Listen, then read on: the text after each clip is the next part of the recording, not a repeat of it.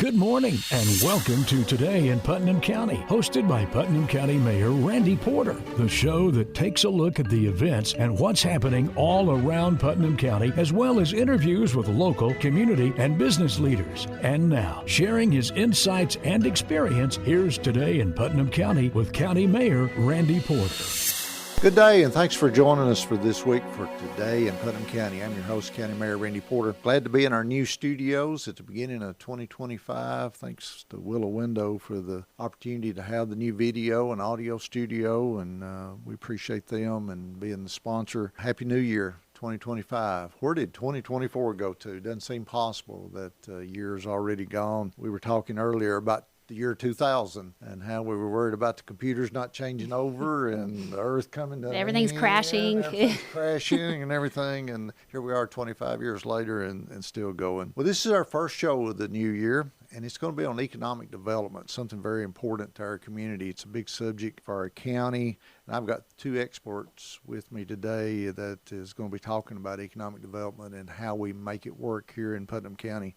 Amy New, she's the CEO of the Cookeville Putnam County Chamber of Commerce. And John Ward, he's the Community Development Director over planning and codes and economic development for the city of Cookeville. Guys, thanks for being on the show this week. Thanks for having us. Happy New Year to you. Yeah, clean slate, brand new year, get to start everything. I love it. I love a new year, new calendar, all the things. Everything, yeah. Just wipe away the old and new and so many possibilities. We don't know what the year's going to bring, but looking for good stuff. So economic development, Amy. So you've been involved in this for a long time. At the state, you're the assistant commissioner, economic development at the state before you decided to come back home to the chamber. And I was looking up economic development and what the definition of it was. Webster says it's the process of improving a community's economic quality of life and social well-being. When you started at the state, and this kind of all started with the state of Tennessee, and it's worked its way down of economic development and us becoming such a business-friendly and a good state. How do you see how we've done over the last several years when it comes to economic development? I'd say in Putnam County, compared to the rest of the state, we have done so well. Even from the state level, I feel like even back to 2010, which John was at ECD with me as well, back to 2009, 2010 is where we continued, or where it kind of started all the momentum of like bringing in big jobs and big companies, and we had announcements literally like every couple of weeks in some part of the state. And then come around 2014, 2015, the focus really went on how do we improve our rural communities. Yeah. And luckily, Putnam County got to be part of that in our surrounding counties. So I feel like there was a big push in all of the counties to make sure that there were jobs announcements, there was community development going on, because you can't have economic development without community development. So I feel like we've done really well here. And you can look at numbers, because back in 2010, we had double-digit unemployment rates, and today we're sitting at, what? It's like 3%. It's under 3. 3.5, maybe, almost historical lows. Yep. You brought up a thing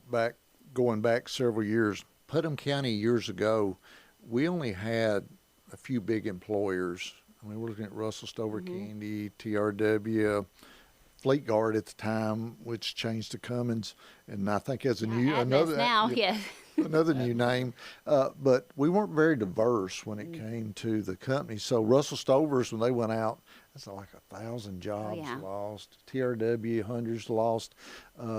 We changed that, though, right, with the way we're doing things today. We're trying to diversify to where that we lose any one business, we're not really hurting our community that bad. That's right? correct. And we continue to diversify, whether it's large business, small business. Like you talked about earlier with Russell Stovers, look at the business that's in there now with Athena and everything that they're doing and their expansion.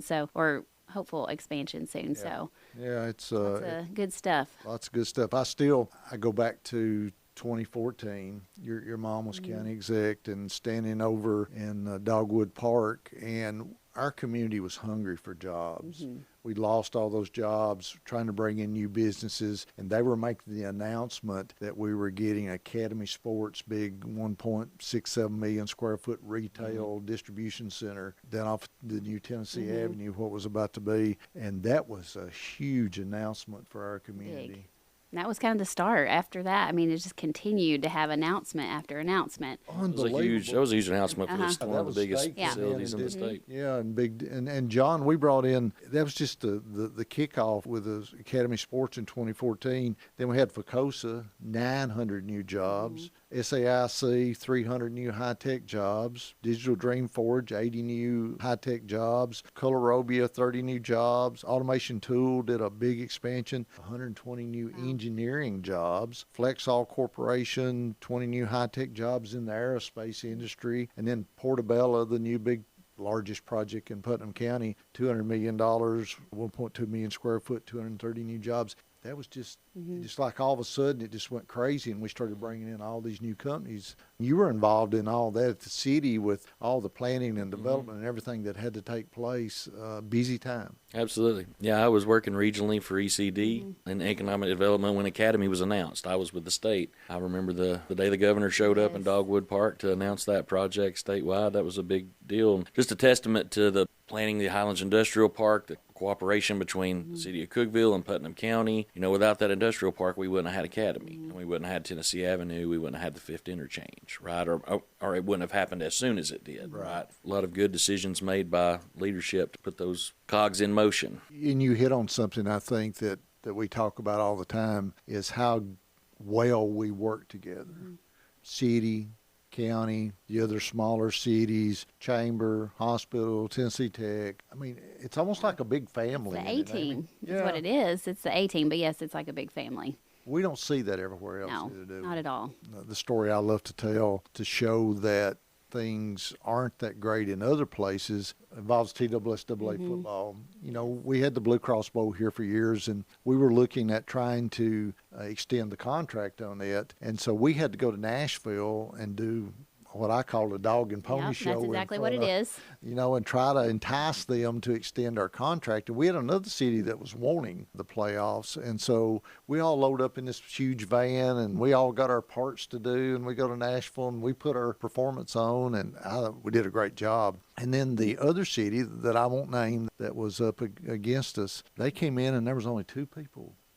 And they did their thing. And then afterwards, we found out that we got extended for another 3 or 4 more years. And we were all curious as to why there was only 2 of them. Well, get to questioning and find out that the city and county mayor in that county won't even ride together in the same vehicle. Yep. Isn't that sad? That's sad, isn't it? To think that you have communities that don't get along. But you and I remember a time here when it was that way years ago, that if the city came up with the idea, the county was against it. Yeah. And vice versa. Commission and councils too, which we really have the sweet spot right now. We need to make sure we maintain that too, but we have a sweet spot right now because we need to get that Blue Cross Bowl back. Goals once the Tech Stadium's done. Keeping our fingers crossed with the TTU new stadium coming up. We don't need to take that for granted, though, do we, that we get along so well? No.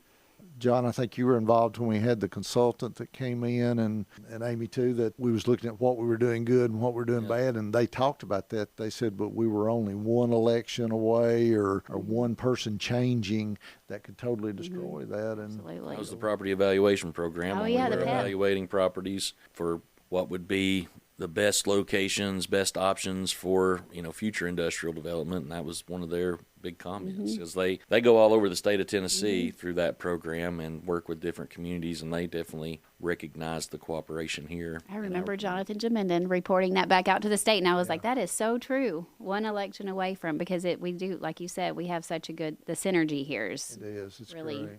We just really got to make sure we keep it going and don't take it for granted. Hey, you're listening to Today in Putnam County. I'm your host, County Mayor Randy Porter. First show of the new year, and it's on economic development. I've got 2 experts with me, Amy and John. We're talking about it. We got more to tell you about coming up on the next segment. Stay with us.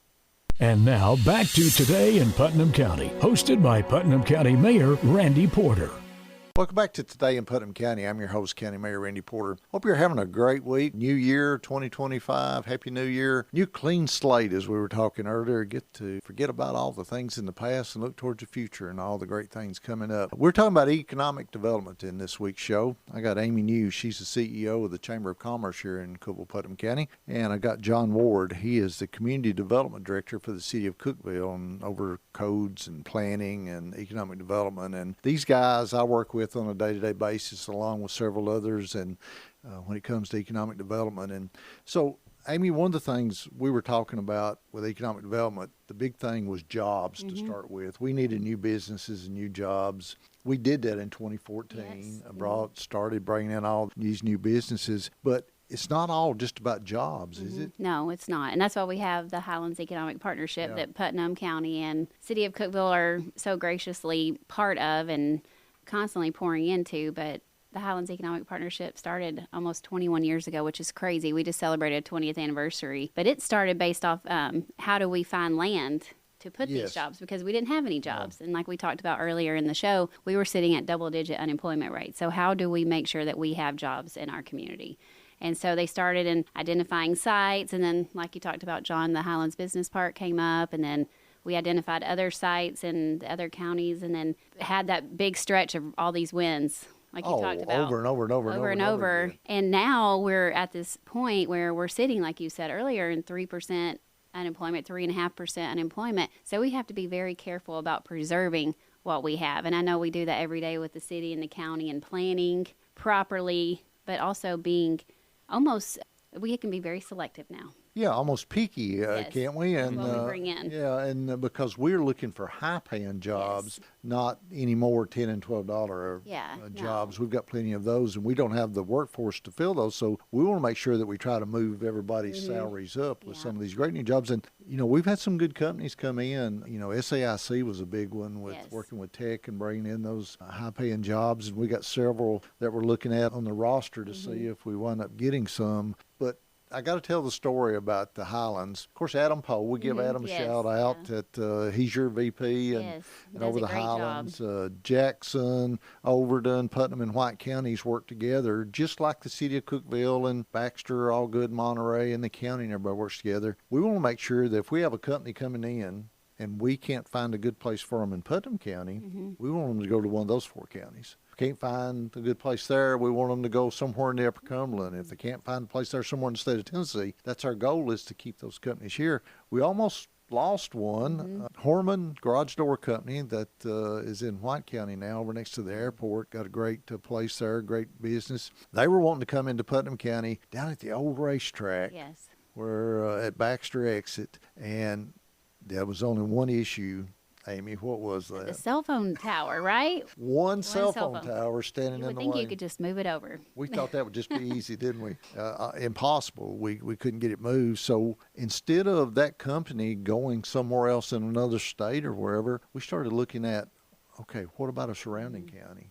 Immediately, White County came up with a property they had at the airport. Wound up working out better for them, because after they didn't go there, we got a $200 million tile company, Portobello, that put in at that. So it just, we were talking earlier about everything. Yeah, everything happens for a reason. Yes. And that one happened for a reason too. So the Highlands Partnership has been really good for our community to be able to work together with all these counties. Well, it didn't stop with jobs and new businesses. We got all these people that moved in. It had to be some quality of life issues change, John. And so one of the big things that people started looking at that we're moving here is we want places that we can go shop at.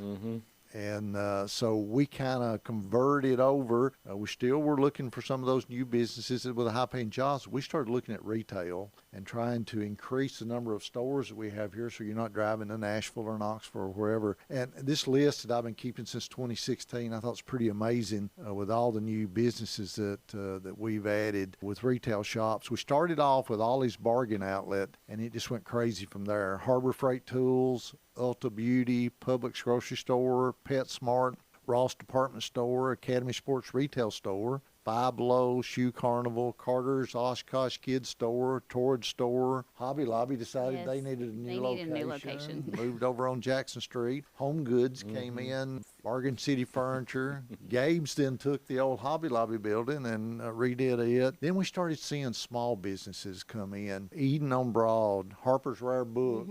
They've even got a new location now. Plenty Bookshop moved into Harper's. Moved into Harper's, and it's all worked about. Then we got Food City out at East 10th Street. Just had Wendy's open up out in that shopping center, John, and Big R Farm and Home, Cookeville Kitchen Sales, the new TA Travel Center. I mean, you just go on and on and on. Monterey got Landers, KTM, Mayberry's Home Furnishings just opened up. The list just goes on, and that changed the atmosphere of our community, didn't it? Because now all of a sudden, we've got those jobs, we've got this new business, but we've got these retail shops. At Eagle Point was a big part of that we were able to keep all of those tax dollars here instead of them going somewhere else, John? Absolutely, yeah. A lot of great retail developments in the past few years with the shops at Eagles Point, the Old Kentucky Commons, and all of our other retail space. And you don't see very few vacancies at this point, right? I mean, essentially everything's full. And that's something we've talked about is, telling our story on in the retail world. Our population of 34,800 doesn't hit the demographic numbers for a lot of these national retailers. The city of Cookeville actually contracted with a consultant, Retail Strategies, to help us come in and tell our story. They've helped us along the way during some of these recruitment efforts that we've seen. And I think when a company does end up coming here, they outperform what they had projected because we are such a regional draw here in the city of Cookeville. Well, a perfect example is Jim at Texas Roadhouse says that they did 3 times the amount of revenue in the first year that they thought they would do. Yeah. That's huge. And now they're doing an expansion already. So, yeah. You do what I do, though. We were talking earlier. When you go to a big retail place, what you do is you're walking in. You pay attention to all the license plates. And it's crazy. From Kentucky to, all over, people are here. And that's what makes our area so good is we become the retail hub for the region all the way from state line to state line. And you look at those cars, and they're from all over. We got a lot of our smaller counties around. They don't even have a hospital. No. They don't have much retail, so they're coming here for medical care, retail, restaurants, all those things, and then they travel back home. And that's another reason you talking about the hospital and their expansion. Brand new floor they just renovated, almost 20-something beds, and then plans to have another 30 in 2025. And a new cancer center there where, we'll have people being able to have treatment here at home and from all over. Yeah, just added dialysis beds inside the hospital. They can do dialysis. We live in a great community that we are blessed that we've got all these things and that these other people come here. And we're very thankful for those surrounding counties and all those folks that come here to medical care, eat, shop, all those kind of things. Keeps our sales tax high and all those things, doesn't it, John? Yep. Keeps your property taxes lower. That's right. And we got to take a break. You're listening to Today in Putnam County. I'm your host, County Mayor Randy Porter. We got more on economic development coming up in the next segment. Stay with us. And now back to Today in Putnam County, hosted by Putnam County Mayor Randy Porter. Welcome back to Today in Putnam County. I'm your host, County Mayor Randy Porter. Hope you're having a great week. Hey, Happy New Year. 2025 is here. We got a clean slate to start. Great things in 2025 we're looking for. We're talking about economic development this week on our show. I've got Amy New. She's the CEO of the Cookeville Putnam County Chamber of Commerce. We've got John Ward, Community Development Director, but you're really over planning and codes and economic development, everything to city, everything that James Mills wants you to do. Basically, you're there, right? Glad to have y'all on the show. We're talking about economic development in Putnam County and how good it's been over the last several years. We talked about new businesses, new jobs, and new retail. We got all that. Quality of life we're looking at. People want a place to eat. Yes. Amy, you go back when I do. When I came here, when I moved to Tennessee Tech, in 79, we had very few eating places. All we had was Ponderosa. And Pizza Hut here had the buffet when I was growing up. But, yes, Ponderosa. Yeah. And Captain D's and McDonald's, those little places down around the interstate. But that was about it, other than some privately owned mom-and-pop type shops. But then we started looking at restaurants, and I was looking at some of these that we added. Blue Pig, Fiesta Cancun, Panda Express, Popeyes, Five Guys Burgers, Chipotle, Panera Bread, Romo's, 37-Seater, Bubba Gandy's Seafood Market, Chicken Salad Chick, McAllister's, Texas Roadhouse, Cane's Chicken, Irrational Kitchen, Midtown Social, the Exceptional Bean Coffee Shop, Checkers, and then the new one in Monterey. Yes. Support De Napoli. Okay. I'm glad you started it for me. But also, I'm starving now, so we have to go eat after this, hearing all those. If you hadn't been to the new Italian restaurant in Monterey, it is great. So good. It is, but you need to go early because they have a long waiting line to get in. So restaurants, just all of a sudden, they started booming too after the retail did. But, Amy, you brought up a point that we were talking about in the break. We service not only the region with all the surrounding counties and our folks that live in our county, we service the interstate traffic. The I-40 corridor. I mean, that's what we were talking about earlier. When we're sitting, just even going to get a coffee earlier. Check the Chick-fil-A drive-through. Yeah, Chick-fil-A, Raising Cane's, Seven Brews, Starbucks, everything is out to the road. If you look at those license plates, they're from all over country. Yeah. They're not just here. I'm talking New York. I'm just like, what are they doing over here? But we service the I-40 corridor, and they're stopping here. You think of all the thousands of cars that travel on the interstate every day,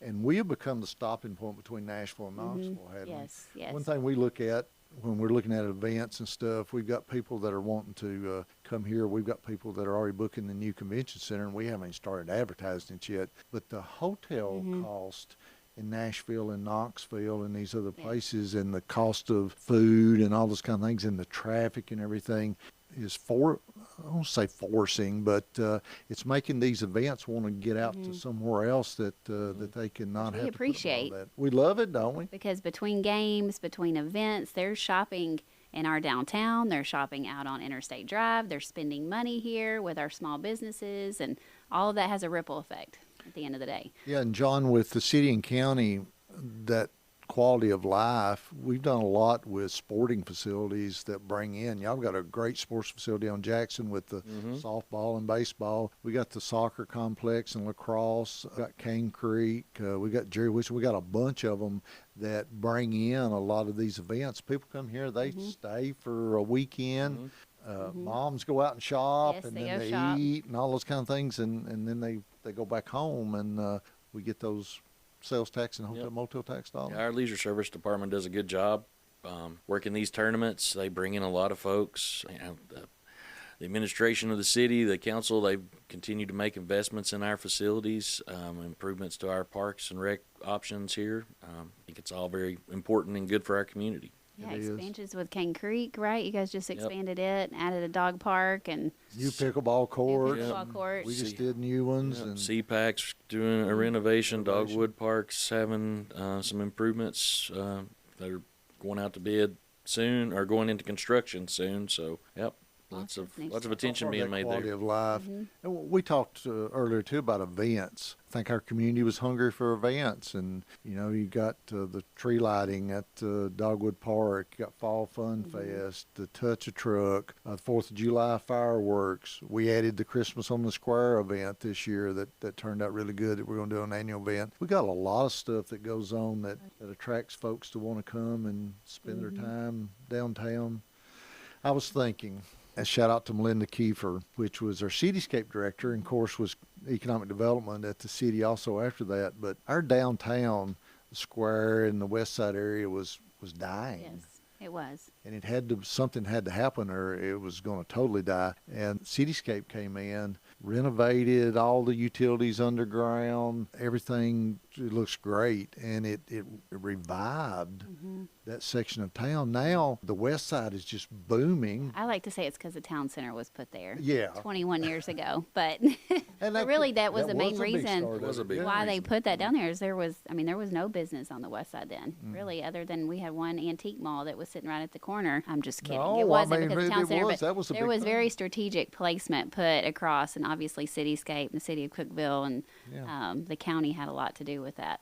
When you go back and look old historical photos, the west side was it. That was the place I to mean, be because the rail there, everything yeah. else. Shopping, everything was right there, all those stores, and then it just kind of died away. But now it's back vibrant. I try to go over there on the weekends. Yeah, it's Get in the wild. restaurants, and it's crazy, John. And the city's done a good job. Now you've increased the footprint of Cityscape all the way over to Tech, across from Yeah, I the mean, hospital. we had a Cedar Street improvement project where we added some pedestrian and improved pedestrian The and lighting is bicycle beautiful. infrastructure, and did some decorative lighting. It's definitely dressed things up over there. We've seen where you do that, you start to see investment too. I mean, we did some recent sidewalk and street improvements on Jefferson, and you saw that as a catalyst to have people go in and start making investments in their buildings and cleaning some things up, so and making improvements. So that public investment can really spur along private investment too. Well, and with all that stuff we've talked about, there's one other thing that we needed that we didn't have a lot of, and that's hotel rooms.